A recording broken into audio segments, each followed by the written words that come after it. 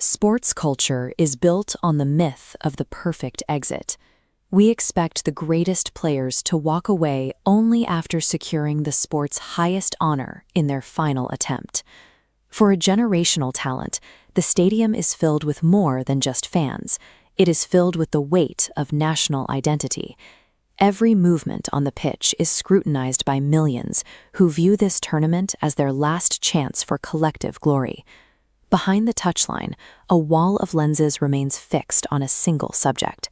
The global media narrative demands perfection, ready to frame any result short of a championship as a definitive failure. This cultural conditioning leaves no room for nuance. We are taught that leaving without the trophy is, by definition, a tragedy. When the final whistle blew on Cristiano Ronaldo's last World Cup campaign, the expected ending was gone. Portugal was out. The immediate reaction from the public was one of projected grief. The assumption was that his departure would be defined by bitterness and the weight of what was lost. But Ronaldo challenged that narrative directly. In the wake of his exit, he spoke of his journey with a surprising degree of resolution, stating he was leaving with a clear conscience. For a competitor who spent 2 decades defined by a singular hunger for victory, finding stillness in this specific defeat presents a contradiction. It forces us to look closer at how ultimate defeat can exist alongside internal peace. Finality at this level is absolute. The World Cup door doesn't just swing shut, it locks forever, leaving no room for comebacks in 4 years. Usually, that lack of a second chance is what makes a loss so agonizing. For a hyper-competitive mind, finality acts as a magnifier for every mistake made on the field. Yet his final walk down the tunnel suggested a different internal process was at work.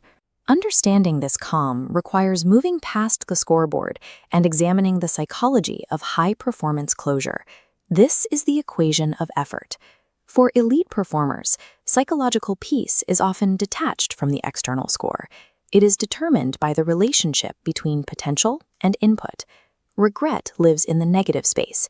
It's the lingering awareness that there was more to give, a gap between what was possible and what was actually done. Ronaldo's entire career was an exercise in closing that gap. He spent 20 years optimizing every physical and mental variable to push his effort bar as high as it could go. By the time he reached his final tournament, the effort bar had reached its limit. He had drained every available resource.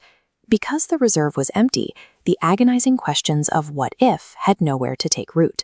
There was no other version of the performance left to give. A clear conscience serves as a final accounting of that effort.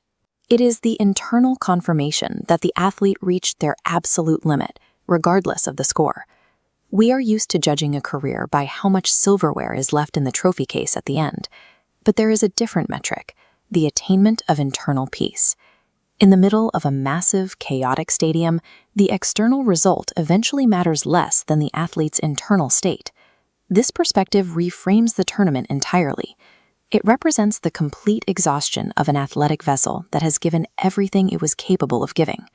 A true legacy is found in how an athlete confronts their own limitations when the journey finally ends. This concept isn't limited to the World Cup. It applies to any human ambition or difficult endeavor.